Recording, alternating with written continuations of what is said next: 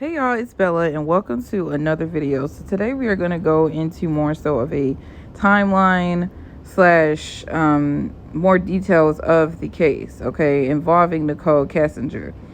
So if you guys are not already subscribed, thank you guys for joining. Go ahead and hit that subscribe button. Make sure you guys like the video and comment down below. So first of all, we're going to start from kind of the beginning.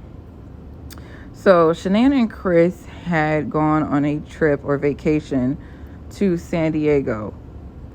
And during this vacation, things were actually going well. So they had, a good time from what we could tell.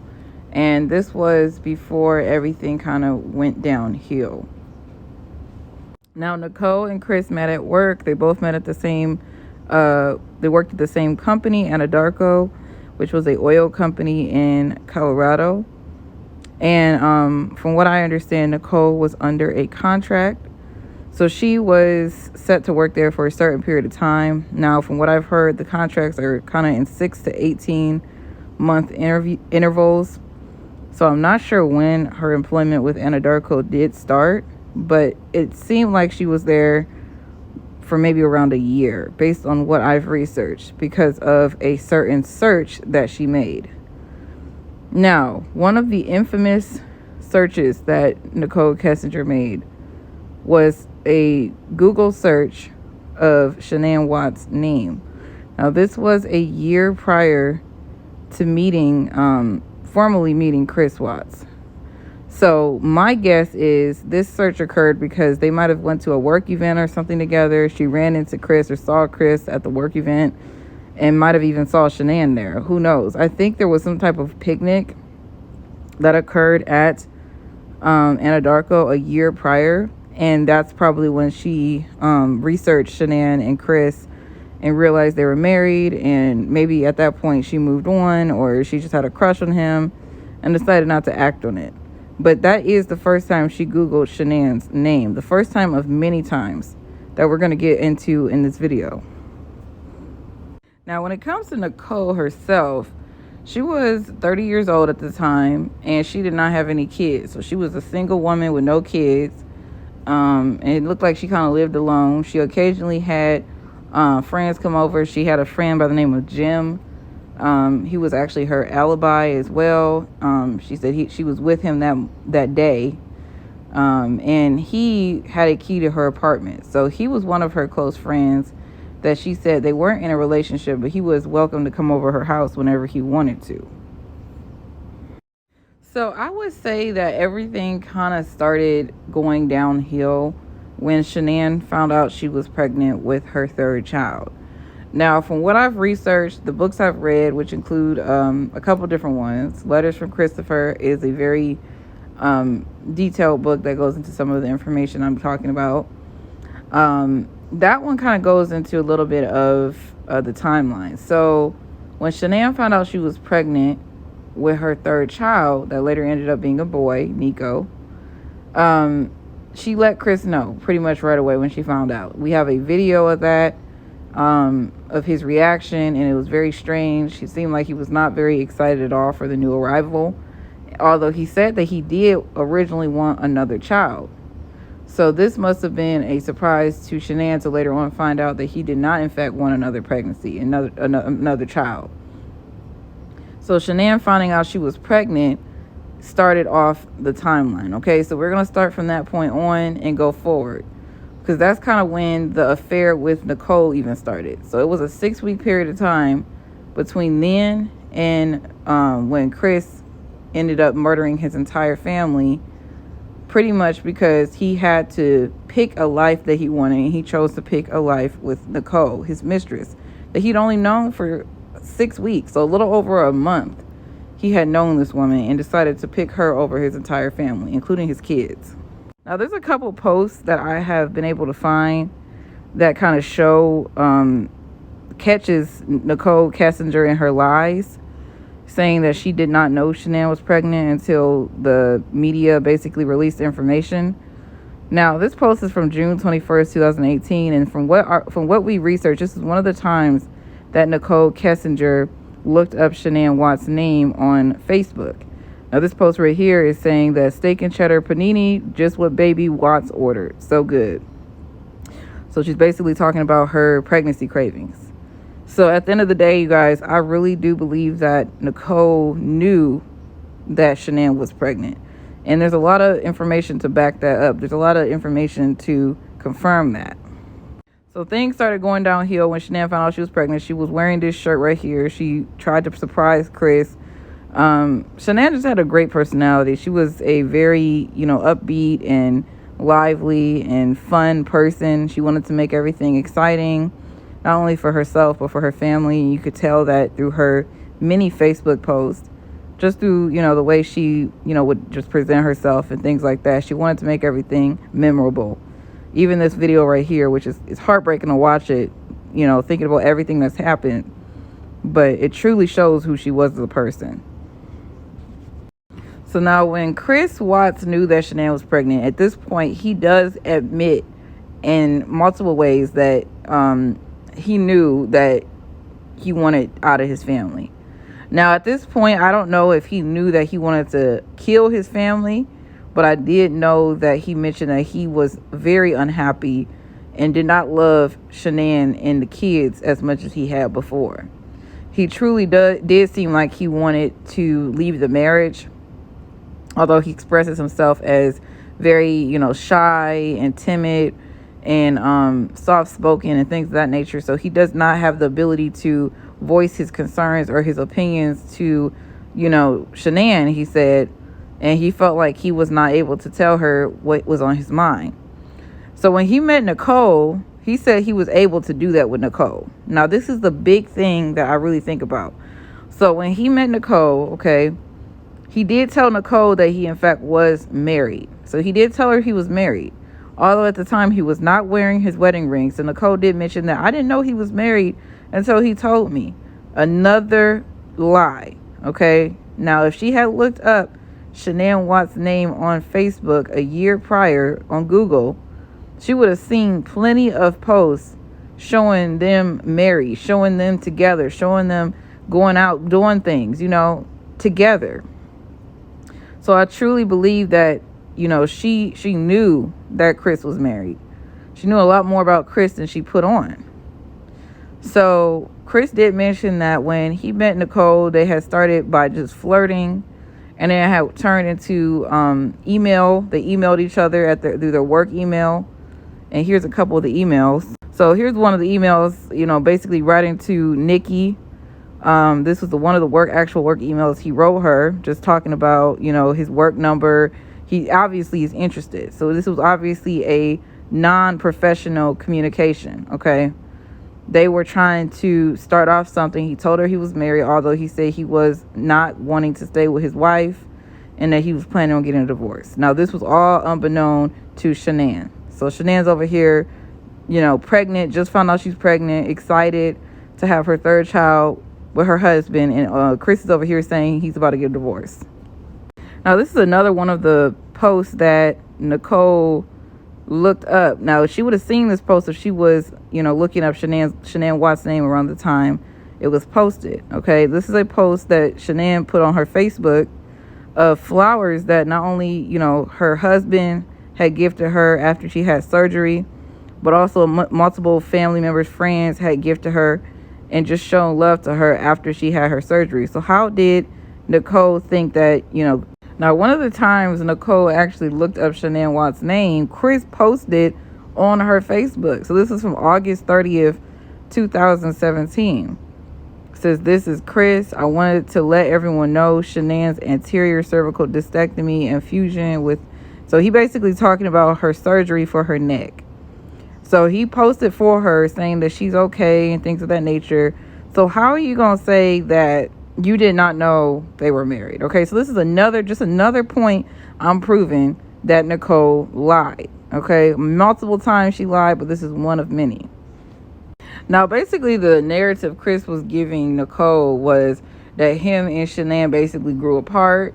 They no longer were compatible, and he wanted to get a divorce, and that Shanann knew about it. Basically he lied to Nichol, telling her that Shanann didn't know about the divorce and that everything was going to be moving smoothly. They were going to be co-parents. Okay, so when Nichol was interrogated about all this, she basically played the innocent victim card. She played the innocent, attractive mistress victim, okay, card for the detectives, and they ate that right up. Okay, now she was also in that interview room with her father. The reason why she was able to have her father in there, from what I know, is because it was a voluntary interview. So she decided she was going to just go ahead and voluntarily speak to detectives to clear her name. And because of that, she requested to have her father in there. And of course, she could have him in there because it was a voluntary thing. So it wasn't like she was being forced to do this, okay? Now, during this time, she basically she tells different sides of the story that really don't have much to do with anything, and leaves out parts that actually are the most important, like deleting text messages, her alibi, where was she actually at the night before the murders. That has not been confirmed to this day. There's no alibi for that day, that night. That 111-minute phone call, who Jim was and why, she was with him that day, basically what they talked about. There's a lot of missing pieces that she left out, to me, intentionally. She's not a stupid woman, she's smart, but she's also you seem like she's a very good liar. Now, Chris Watts, on the other hand, was not a good liar.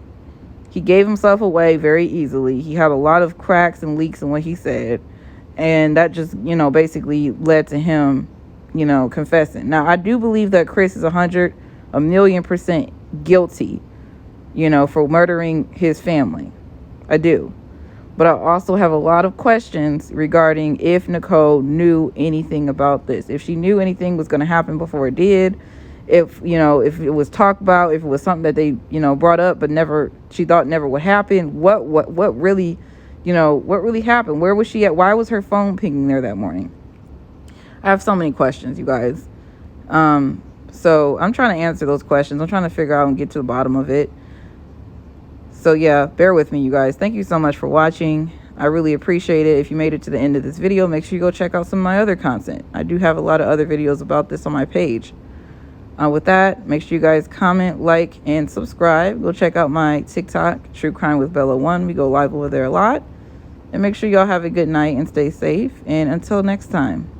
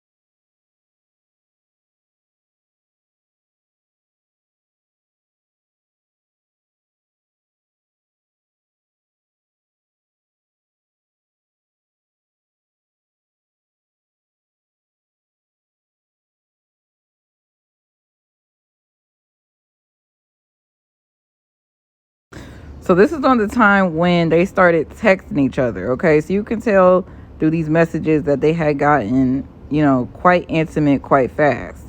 Now, it got to the point where they wanted to start spending more and more time together, and obviously they wanted to have more than a relationship over text. So the only way that was going to be possible is getting Shanann out of the picture and getting Shanann out of the way. Now, in Chris's mind, this 6-week trip where he was not going to be seeing his kids were going to be in a different state, and, he was going to be at home working out, and that's what he said to Shanann, okay? Although he had other plans.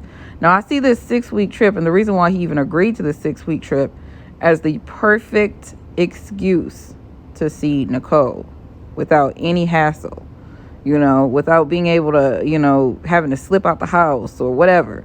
He could just go there whenever he wanted, and he did. He stayed there the whole time, basically the whole time that Shanann was in North Carolina. He was at Nichol's house. So yes, y'all, they had a very close relationship during this time. They went places. They went to the sand dunes. They went to museums. They did, basically all the things that he said I cannot do with Shanann. Now, why he can't do these things with Shanann, I have no idea. But basically he's saying I can't do these things with my wife, but I can do these things with a woman I just met. Now, during this time, Nichol, at basically 2 weeks after she met Chris, tells him she wants to have his first son. Now, I find this very, very creepy and very disturbing just for a lot of different reasons, but mainly the reason that, Shanann was pregnant with a boy. And it really gets me thinking to the point where it's like, did Nichol know Shanann was pregnant with Nico? I truthfully think she did, you guys. There's a lot of information that makes me think that she might have searched up Shanann's name more times than we even think. And during one of those times, she might have seen a pregnancy post and, might have been threatened by the idea it might be a boy or it might be a girl, whatever the case may be. And she did not want to play second fiddle. She wanted to be first, and she wanted to be priority. So she decided she wanted to tell Chris 2 weeks after meeting him that she wanted to have his son.